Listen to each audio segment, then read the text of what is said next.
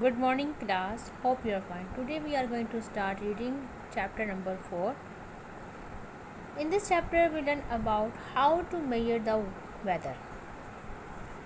The first topic is that rain gauge of chapter number 4. Rain gauge is an instrument. बेटा rain gauge जो है वो weather को measurement करने के लिए एक इंस्ट्रूमेंट है.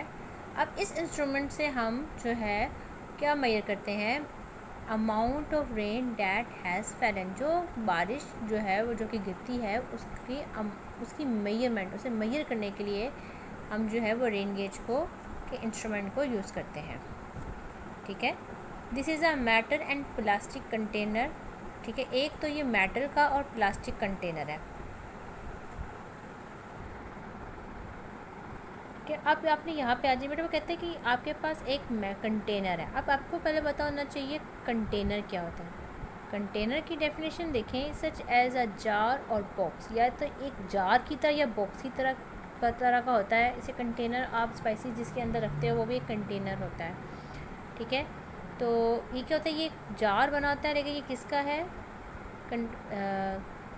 कंटेनर जो है वो मेटल का या प्लास्टिक, एक मेटल का भी हो सकता है, प्लास्टिक का भी हो सकता है.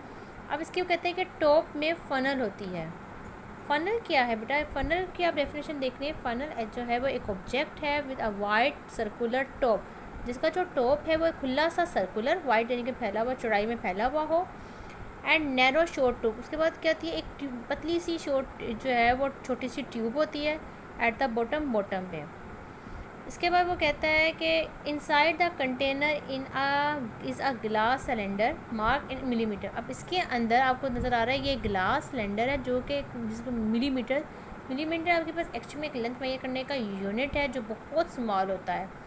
ठीक है, तो इससे हम क्या कहते हैं, किसी भी चीज़ की लेंथ, इधर हमने लेंथ किसकी फाइंड करनी है, जो बारिश यहाँ पे गिरेगी उसकी मेजरमेंट, प्रेशर जो है मेजरमेंट फाइंड करनी है उसकी. ठीक है. अब rain fall on the funnel, सबसे पहले रेन जो है वो फनल की तरफ से गिरती है, एंड कलेक्ट द सिलेंडर, और सिलेंडर जो है वो उसको कलेक्ट कर लेता है. ठीक है, उसके बाद वो क्या कहता है कि where it is measure every day, और इस तरह हम जो है वो रेन के गिरने को हर रोज़ मेजर कर सकते हैं. देखिए अब जैसे कि ये इसके पास क्या है, ये ओवरफ्लो जार है, ये सिलेंडर है, और ये क्या हो गया आपके पास, funnel. Next topic is wind vane. अब विंड वेन क्या है, ये simplest weather measuring. Rain gauge क्या है आपके पास, ये मेजर करता है अमाउंट ऑफ रेन को, और विंड वेन क्या है, ये आपके पास सिंपलेस्ट वेदर मेजरिंग है. ठीक है, ये भी एक इंस्ट्रूमेंट, एक डिवाइस है विंड वेन की. अब इसमें क्या होता है, एक metal arrow with a tail, दुम के साथ एक मेटल एरो होता है माउंटेड ऑन द पोल और रूफ, जो कि रूफ या पोल पर लगा दिया जाता है, so that it will turn around, ताकि वो जो है वो मुड़ सके. It point in the direction from which wind is blowing, उस डायरेक्शन पे, उस जहाँ पे हवा का दबाव ज़्यादा होता है या हवा जो है वो गुजर रही हो, ब्लो हो, चल रही हो. अब ये विंड वेन है जो कि आपको नज़र आ रहा है कि ये एक मेटल का बना हुआ है. ये एरो जो है ये मेटल्स के बने हुए हैं. इसके पीछे क्या है, दुम. अब देखो ये ऐसे, ये नॉर्थ साउथ ईस्ट वेस्ट. ठीक है, अगर तो हवा का दबाव नॉर्थ की तरफ है तो वो नॉर्थ की तरफ मूव कर देगा. ठीक है, दुम के साथ. और अगर तो ईस्ट है तो वो ईस्ट के साथ, यानी कि जहाँ हवा का दबाव होगा वहाँ इसकी डायरेक्शन इसको मोड़ देगी, अपनी उस हवा का डायरेक्शन की वजह से मुड़ जाएगा, जिससे ये हमें वेदर की मेजरमेंट बताता है.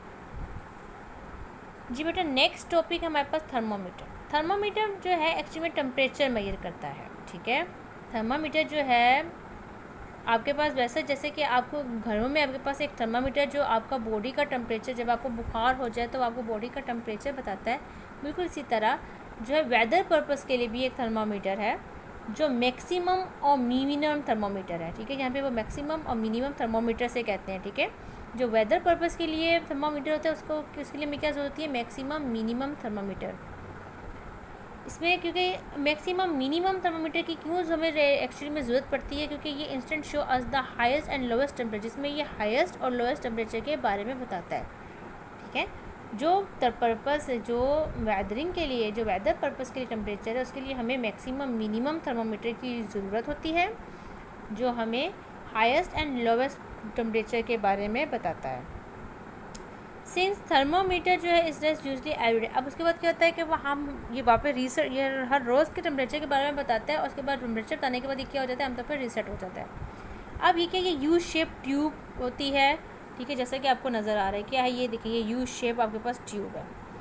उसके बाद वो आपको क्या कहता है, यू शेप ट्यूब होने के बाद वो कहता है कि mercury move up and down both arm, यानी कि यू शेप के बाद आपको जो ये जो है आपको नज़र आ रही है रेड सी लाइन, रेड कलर, ये क्या है, ये मरकरी को इंडिकेट कर रहा है। ये दोनों आर्म्स, ये इसके आर्म्स हैं, उनमें क्या होता है, मरकरी होती है।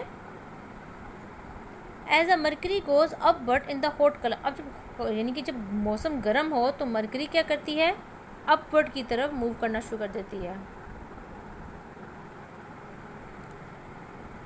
When the mercury in the hot side goes back down, the temperature fall. अच्छा जी, इसमें एक लाइन तो रह गई है कि 2 small pieces of steel float on the top of the column of mercury। इसके बारे में भी आपको मैं बताती हूँ, पहले ये लाइन कंप्लीट करें। It leaves the steel mark behind so that we can see the highest point it reached। अब वो क्या कहता है कि मरकरी के बाद 2 स्टील पॉइंट, एक ये और एक ये स्टील पॉइंट्स होते हैं बिल्कुल। इससे क्या होता है कि जब ये मरकरी जब हॉट कॉलम होता है यानी गर्म होता है तो मरकरी जो है वो ऊपर की तरफ जो है मूव करना शुरू हो जाती है। जैसे ही वो जितना टेम्परेचर उसे शो करना होता है वहाँ वो स्टॉप होती है, और जो हील्स जो है स्टील फ्लोट है जो कि आपको नज़र आ रहा है, ये क्या करते हैं कि वहाँ पर स्टिल हो जाते हैं, और मरकरी कहती है जैसे टेम्परेचर शो हो जाता है मरकरी नीचे की तरफ मूव करना शुरू कर देती है, और जो स्टील फ्लोट है वहाँ पर स्टिल होकर उस जो टेम्परेचर को इंडिकेट करते हैं। जैसे कि उन्होंने metal spring indicate -31 degree centigrade, और फ़ारेनहाइट में देखा जाए तो 87 फ़ारेनहाइट है, ठीक है। ये मैक्सिमम जब गर्म होगा तो मैक्सिमम में आएगा, जब कोल्ड होगा तो मिनिमम में आएगा, ठीक है। अब ये दोबारा जो है जब मार्क हो जाता है तो टेम्परेचर दोबारा अपने रीसेट हालत में आ जाता है, यानी कि दोबारा क्या हो जाता है, रीसेट हो जाता है। इसके बाद अगर तो कॉलम कोल्ड है तो ये सेम प्रोसीजर होगा, लेकिन इसमें जो डिफरेंट है एक्सपेक्ट कि when the temperature rise the little steel mark is left behind. अगर तो टेम्परेचर जो है मिनिमम है, कोल्ड है, तो एक तो वो क्या हो जाएगा, टेम्परेचर लेफ्ट की तरफ चला जाएगा, ये इसका लेफ्ट साइड में जा रहा है। दूसरा लोवेस्ट पॉइंट रीच, दूसरा ये क्या करेंगे, ये नीचे के लोवेस्ट पॉइंट को शो करेंगे। जब ये लोवेस्ट पॉइंट को शो करेंगे उसके बाद वो क्या कहता है कि the little steel mark is left behind shows the lowest point it reached. The steel markers are reset to sit on the column of mercury by pulling them down with a magnet, ठीक है। अब वो क्या करेगा, जब उसने temperature जो है वो मेजर कर लेंगे, अब क्या जब टेम्परेचर वापस जो है वो जितना उसने टेम्परेचर जो था, जितना मिनिमम टेम्परेचर शो करती है, उसके बाद उसको क्या होता है कि वो उसको पुल करा देती है, नहीं वापस नीचे की तरफ धकेलना शुरू कर देती है, ठीक है, अपनी रीसेट हालत में जाता है बिल्कुल मैग्नेट के साथ। बस आपने याद ये बात रखनी है कि जब थर्मामीटर जो वेदर पर्पज़ के लिए है कि उसके लिए हमें मैक्सिमम मिनिमम थर्मामीटर की ज़रूरत होती है, दूसरा ये यू शेप में होती है। इसमें temperature upper and lower form में होता है। अगर तो टेम्परेचर अपर जा रहा है इसमें तब होगा जब मौसम जो है वो गर्म होगा तो मैक्सिमम होगा। स्टील जो है स्टील फ्लोट वो वहाँ पे जो मेटल स्प्रिंग भी जिसे कहते हैं वो टेम्परेचर को नोट करेगा, और जैसे टेम्परेचर वो नोटिस हो जाएगा ये वापस अपनी रीसेट हालत हो जाएगा। इसी तरह जब सर्दियाँ होंगी तो ये ऊपर की तरफ शो नहीं करेगा, वो लेफ़्ट साइड में नीचे के टेम्परेचर में शो करेगा, क्योंकि ठंडा मौसम आता है तो वो अपर नहीं मिनिमम टेम्परेचर जाता है, और जब वो टेम्परेचर शो हो जाएगा स्टील मेटल के थ्रू तो ये दोबारा अपने रीसेट हालत पे चला जाएगा। ये था आपके पास थर्मोमीटर।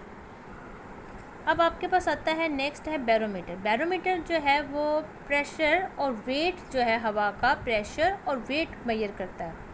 इसमें ये बहुत इम्पॉर्टेंट इंस्ट्रूमेंट होता है पेशगोई करने के लिए, ठीक है, वेदर की। अब ये 2 काइंड्स होती हैं इसमें बैरोमीटर की, एक होता है एंड्रॉयड बैरोमीटर, एक होता है मरकरी बैरोमीटर। एंड्रॉयड बैरोमीटर में क्या होता है कि बेटा ये बिल्कुल क्लॉक की तरह होती है, हम इसको कहीं भी आसानी से लेके जा सकते हैं, जैसा कि आपको पिक्चर में नज़र आ रहा है, बिल्कुल क्लॉक की मानद है, और आपको पता है इसको तो इंसान किसी पॉकेट में भी लेके जा सकता है। उसके बाद वो कहता है कि ये जाहिर करती है अपने हवा के वज़न को, यानी कि अब इसमें भी हवा का प्रेशर होता है, लेकिन इसमें जो प्रेशर होता है वो एज डायल की बनिस्बत होता है, डायल के ऊपर होता है, ठीक है। अब इसके अंदर क्या होता है, inside the case is the collapsible air tight box of thin metal. इसके अंदर एक बिल्कुल एयर टाइट बॉक्स होता है जिसमें थोड़ी स्पेस होती है। हवा का दबाव जब इस बॉक्स में पड़ता है तो वो इसको हवा के दबाव को बाहर की तरफ धकेल देती है, और बाहर की तरफ धकेलने पे वो जो इसका ये जो डायल है जिसमें उसकी उस पर शो हो जाता है। अब डायल के ऊपर आपको ये बिल्कुल वाइट सी नज़र आ रही होगी, स्ट्रिंग से नज़र आ रही होगी। एक्चुअली ये जो है इसका जो एंड है, the end of the box है स्ट्रिंग अटैच टू इट। इसके एंड, बॉक्स के एंड के साथ जहाँ पे इसने हवा का दबाव डालना होता है इसका अटैच होती है। जब हवा का प्रेशर उस दबाव में पड़ता है तो उस स्ट्रिंग की वजह से ये डायल पर, जो कि डायल पर भी शो हो रही होती है, उससे प्रेशर जो है वो इंडिकेट हो जाता है। Mercury barometer. अब मरकरी बैरोमीटर में क्या होता है बेटा, ये ग्लास ट्यूब होती है। इसका जो ऊपर का बिल्कुल नैरो होती है, ऊपर का जो सिरा है वो टॉप का वो क्लोज़ होता है, और जबकि नीचे जो होता है वो ओपन होता है किसी भी बाउल में। ठीक है, अब इसके अंदर क्या होती है, मरकरी होती है। इसमें छोटे छोटे स्केल्स होते हैं जिससे हम उसके मेजरमेंट को फाइंड आउट कर सकते हैं। ठीक है, अब वेट ऑफ द मरकरी, जब अब यहाँ पे जब हमने प्रेशर करना होता है तो ये इसको नीचे की तरफ पुश करता है। तो जिसका मरकरी क्या होती है, जब इसका दबाव नीचे की तरफ पड़ता है तो मरकरी क्या होती है, अप और डाउन जो है वो मूव करना शुरू कर देती है। ठीक है, जब अप एंड डाउन मूव करती है तो तब इसका जो मेजरमेंट है वो हम जो इसका प्रेशर है वो हम नोट डाउन करते हैं। और इसकी जो लेंथ है वो मिलीमीटर में होती है। मैं आपको पहले भी बता चुकी हूँ, सबसे स्मॉल लेंथ फाइंड आउट करते हैं मिलीमीटर से। ठीक है, ये मरकरी बैरोमीटर बेटा ये बहुत ही वो फ्रेगाइल होता है, मतलब बहुत ही नाजुक सा होता है। और ये मरकरी इसके अंदर जो है क्योंकि बहुत नैरो भी होता है तो इतनी आसानी से मरकरी जो है इसके अंदर ईज़िली मूव नहीं कर सकती है। बेटा हमारा चैप्टर 4 कंप्लीट हो गया है एज अ रीडिंग, और इसके बाद एक्सरसाइज हम जो है इंशाल्लाह नेक्स्ट वीडियो में स्टार्ट करेंगे। Thank you.